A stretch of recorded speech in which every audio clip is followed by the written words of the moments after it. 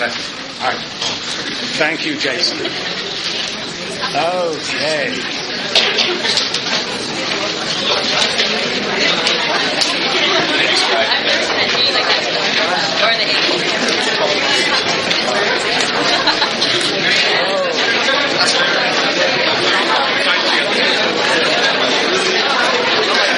All right.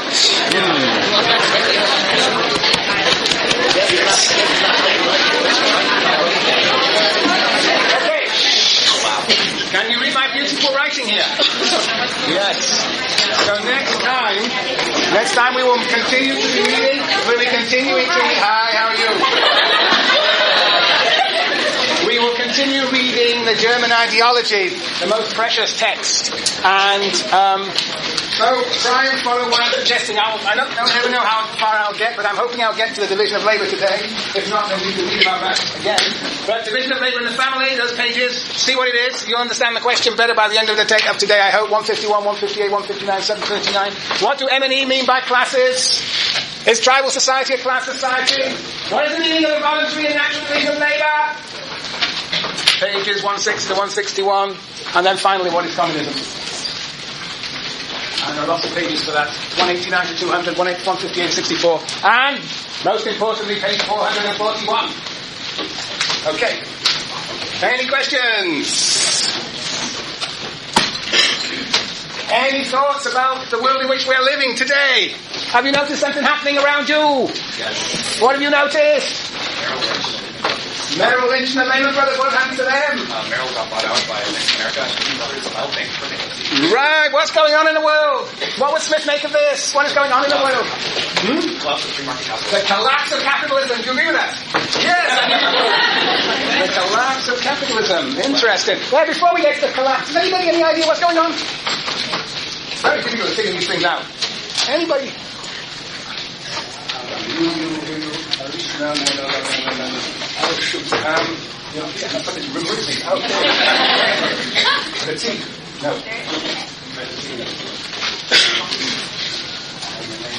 Lost it. Hey, that's right. Yeah, I'm glad you remember. Hey. It's okay, I got it. What did happen? I think that there are several people at the top who are being greedy and not taking care of it. Not taking care of the company. What are these companies doing? What are these companies doing? Anybody got some sort of Alex? You're speculating with money. They're speculating with money. For every $1 they say that if you give me $1, all of you, they make money work very hard. The other says it's like me going to Las Vegas. Tell first of you, give me $1 each of you. I'm going to Las Vegas. I'm going to invest these people. Right. But what are you going to invest in? Well, I'm going to use them, but the problem is that you guys get return from Las Vegas. You get what? You get return from Las Vegas. You don't, but you do get a return. The banks in return. Very interesting, yes. Speculation. Yes, there's a lot of stuff about finance here. Indeed, companies are doing all sorts of strange things. Anybody else any thoughts about what's going on? Yes. Who are you? Neil, you're back on the front row again. You did it. We missed you last week. You're really coming regalia today. Yeah, we all right, fine, yes. I was going to say from what I had read in the news, I guess those companies were investing a lot in like real estate and they're like the latest victims of like the housing market. Real estate, house owners, yes. Money. What else is going on? Anybody else? What's the link? Suppose you're a homeowner. What's happening to you today? Foreclosures, many people are in foreclosures, so they bought a house. You know, if you were in Las Vegas, mentioning Las Vegas, actually many of the workers in Las Vegas bought houses. No, they bought houses on their low income. They got a very, very favourable loan. They were handing them out. And who was handing these favourable loans out? So-called subprime loans, very low interest rates. Who was handing those loans out? Banks. So here we have homeowners. And they have mortgages. Low interest loans from banks. The price of housing was high, and they thought it was a good deal. They got very low interest loans, and these loans that the banks gave, you know, sometimes they were very low interest loans, and sometimes the famous US loan, the 30-year fixed rate loan. That's a great thing, a 30-year fixed rate loan. If in fact the rates go up, then you just stick with your fixed rate. And if the rates go down, you can actually change to a low rate. It's a fantastic type of loan. But who was supporting it? These banks. But who was behind these banks? Who is buying, investing in the loans of these banks? I heard somebody hand out Chelsea. Yes, you were saying? Remember the hedge fund owners that are underneath the... Yeah, but who are these hedge funds? They got funny names. Well, Fannie Mae and Freddie Mac were buying the loans. Yes. So what was it? Freddie Mac. And honey, what was it? Fannie Mae. Fannie Mae. And of course, Lehman Brothers are also in this business, investing in these loans, investing in money. So what happened? Who's behind these? Who's behind this? Government, right, so state. Well, it turns out what was interesting over the weekend is the state decided that they were not going to support Lehman Brothers. They were not going to bail them out. But what is happening? Essentially, in the period of boom, housing prices go up. And they have been going up for a decade and a half. And so people actually, as the prices go up, they are encouraged to buy because the prices go up because people are buying. They're buying because they've got these nice, beautiful loans. The loans are given by the banks. The banks are happy about because they're backed up by half the mortgages in this country are supported by, or are still by Freddie Mac and Fannie Mae. And behind Freddie Mac is the state. These are state-sponsored, basically investment banks, mortgage companies. So everything is going hunky-dory. When the prices are going up, people are buying homes, people are taking these loans out. But then what happens? Let's see. People can no longer afford their loans. Right. Now, why can't they afford their loans? Because they don't get the 30-year fixed rate. They get a 3-year adjustable where they're just paying. Well, one way is that these special loans are no longer available. That's one answer. There are actually many answers. Yes? Your hand up? No.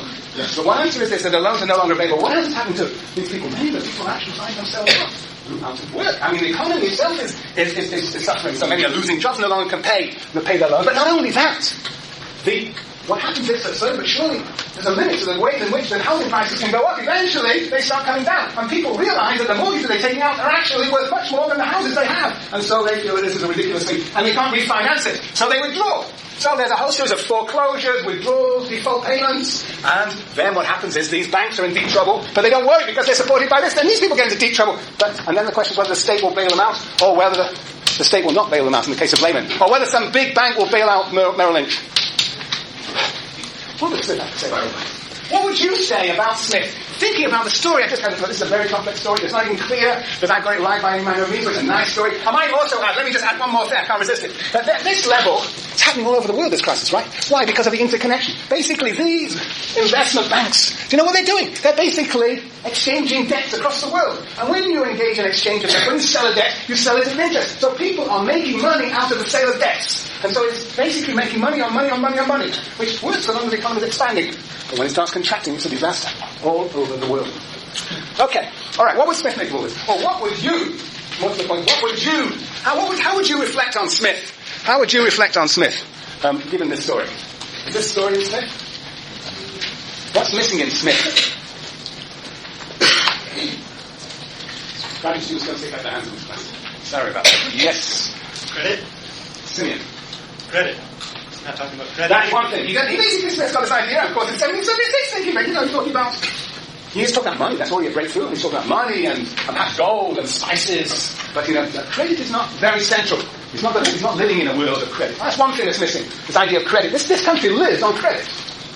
I hope you all have your credit cards in your pocket. I mean, if you decided not to use credit anymore for the next month, this economy would crash immediately. Is that how you're interested in organising the defeat of capitalism? Okay, right. Credit, right. But what else is not in Smith? There's something else not in Smith. Yes, Josephine. I would say good governance. Hmm? Good governance. Well, Smith says it's good governance, and Smith might say, well, what's happening is that the state is not really regulating this whole business of loans. These subprime loans should never have been there in the first place. So you might say, if you're a Smithian, that somehow the state should have been more active in regulating exchange and regulating the distribution of credits and loans. Yes, you could say that. But there's something else in the story as I have told it. What Smith's story is what? It goes linear. Universal opulence. Right? What's the story I'm telling you here? Up and down. Yes, Chelsea, up and down. There's a sort of cyclical, there's a dynamics here. It's not so simple that it goes up, it goes from boom, whoa, boom, to bust. Here is the American dream, and here is the American nightmare. Right? Boom to bust. that whole idea of cyclical change, that whole idea of cyclical change is just not in Smith at all. His theory of change, this is what a sociologist can do, his theory of change is this unity of change. We're going to see that Marx does have, in fact, a rather different theory of change, and he will talk about what? He'll talk about economic crises of a character of boom and bust. He doesn't quite also, he's writing, 1850 or so, 1860. He doesn't quite imagine the importance of what we today call finance capital. That's to be sure, but he does have an idea of the ways in which what he will call capitalism, contemporary society, has its own sort of dynamics. It's not just unilinearly moving forward. It generates crises. And for him, of course, the crises got deeper and deeper. That's an empirical claim and a logical argument he makes that may or may not be true. But Smith doesn't quite have a theory of this dynamics of a society. It's just, for him, it's linear, universal opulence. Yeah. Okay, well, you can figure out, you know enough now to read the newspaper and figure what this really is about and where I got it wrong and what's going to happen. What's going to happen to it. I mean, you're all fighting for your major here, but and maybe no major, and maybe just the end of capitalism, and you'll have to start thinking differently. That's why we're going to have to read Marx and Engels, because they'll help you think differently. That's not the idea of a major. Okay. Very good. In fact, under communism there will be only one major, and it will be the major in sociology. Socialism, sociology, it's all the same. Yes. All right. Any questions on this? So. Okay. Listen, we can ask you. Yes, I think they're more about this than I do. They're investing in housing. I'm just a poor professor. Yes. Right. So, summary. Well, this is already a sort of a summary. What I talked about last time was indeed Marx and Engels. I said a little bit about their background, their bourgeois background, middle-class background. And they were Germans, philosophers in the end, intellectuals, though in fact Engels never went to university. He was very much a philosopher, just like Marx. Marx was always, as you'll see, a rather more sophisticated guy, and he writes in a more complicated fashion, and with great passion and energy and vituperativeness and venom sometimes. Engels is a bit more placid and clearer. But anyway, they collaborated very closely together, and they were in exile in England together after 1849. And they were in continual contact. And Engels basically materially supported Marx, and tried to maintain his morale. One was in Manchester and the other was in London. And of course, what they produced together was works that have had dramatic consequences in the world. They produced theories of the rise and fall of capitalism. They produced theories of the intensification of class struggle and the inevitability of revolution. And their ideas have been used to inspire revolutions, particularly in the 20th century. And because have been so controversial and used politically, it's very important that we read exactly what they have to say, which is exactly what we're going to do. And that's what we began doing last time. We started by comparing Smith and Marx.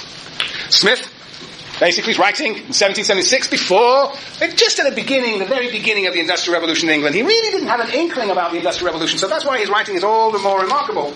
But he definitely had an inkling about the importance of markets and the importance of the division of labour in producing wealth. And in that regard, he was on a sort of a parallel track to that of Marx. But Marx actually was living much later. He was living He was writing, shall we say, in the middle of the 19th century, so that's another 70 years later, in the middle of the Industrial Revolution, that Smith had really not anticipated in his writings, and couldn't have anticipated. So Marx, in one of the passages, one of the pieces that he addressed to the International Workingmen's Association in 1864, I think it was, he talks about the ways in which free trade and the division of labour and all the blessings that go with it, or with them, do not lead to universal opulence, but lead to the polarization between, on the one side, the wealthy becoming more wealthy and the poor becoming poorer. And the evidence for that is drawn from government documents themselves, which actually depict in great detail the enormous degradation and poverty of the working classes, the operatives of northern England in the textile industry that was growing up. So that's the first point. That's the first collision between Smith and Marx. The one says markets and division of labour lead to universal opulence, the other leads to polarization of wealth. The second is this link between potentiality and reality. Smith basically is arguing that the division of labour goes along its merry way, increasing and increasing and increasing, and everybody gets richer and richer, and people's talents and abilities develop with the division of labour, and they all realise their potentialities. Essentially, it's a story in which the potentiality of humankind coincides with reality. History is the realisation of that potentiality through the division of labour. And Marx is going to say, in a sense, the opposite. He said, everywhere around us, we see a conflict between potentiality and reality. We see the advance of the economy, of technology, of what he calls the forces of production on the one side, but on the other side we see degradation and poverty. We see the advance of science and art on the one side,